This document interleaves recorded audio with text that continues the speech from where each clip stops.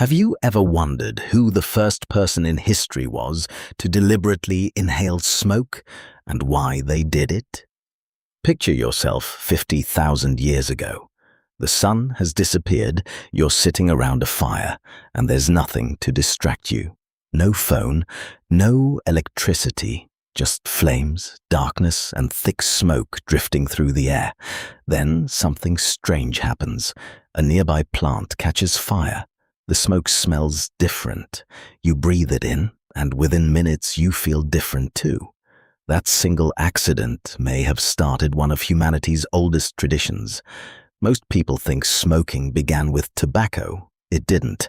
Long before cigarettes, cigars, or even farming, humans had already spent hundreds of thousands of years living beside fire.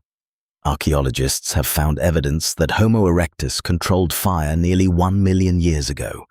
Every evening they cooked, stayed warm, told stories, and breathed smoke. Most of that smoke came from ordinary wood, but sometimes it didn't. Certain wild plants release chemicals when they burn that interact with the human brain. Cannabis, wild tobacco relatives, and other psychoactive plants all grew naturally in places where early humans lived. Imagine discovering that one campfire makes everyone sleepy while another leaves people laughing, relaxed, or seeing strange visions. You wouldn't forget it, and neither would your children. That's how knowledge spread long before writing existed. The fascinating part is that our brains were already prepared for it. Humans possess an endocannabinoid system that naturally responds to compounds similar to those found in cannabis.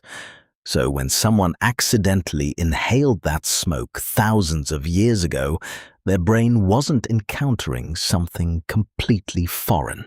It was reacting to something it already understood. But proving this happened is incredibly difficult. Wood burns away, leaves disappear, ancient pipes rot into the soil. The absence of evidence doesn't mean nobody smoked earlier. It simply means organic materials rarely survive for archaeologists to discover. The oldest clear evidence of ritual cannabis smoking comes from Central Asia around 2,500 years ago. Researchers uncovered ancient braziers containing cannabis with unusually high THC levels, suggesting people intentionally inhaled the smoke during ceremonies.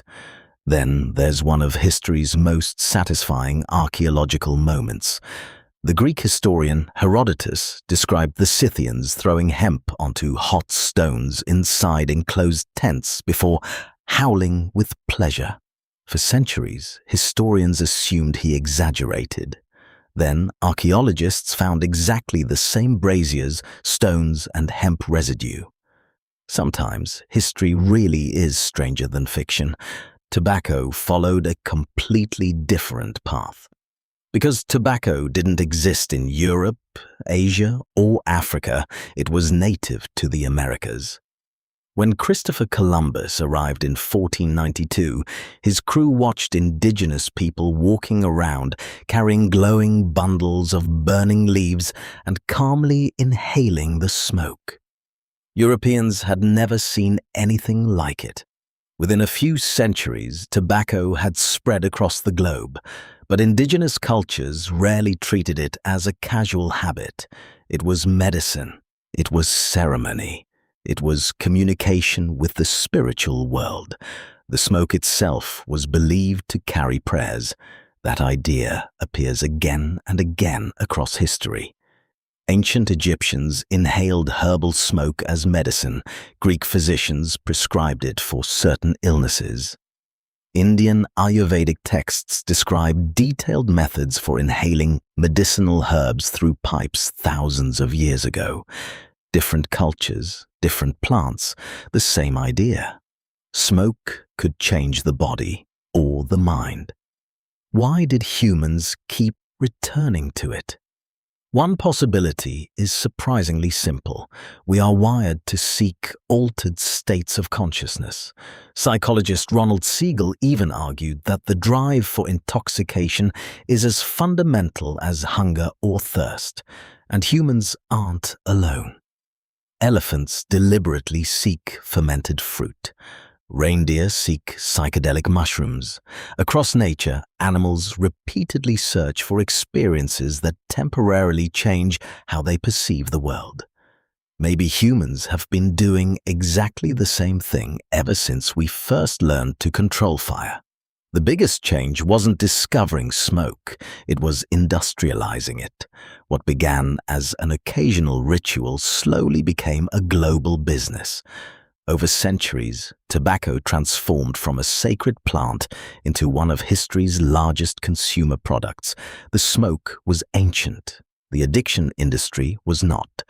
So who was the first person to smoke? We'll probably never know.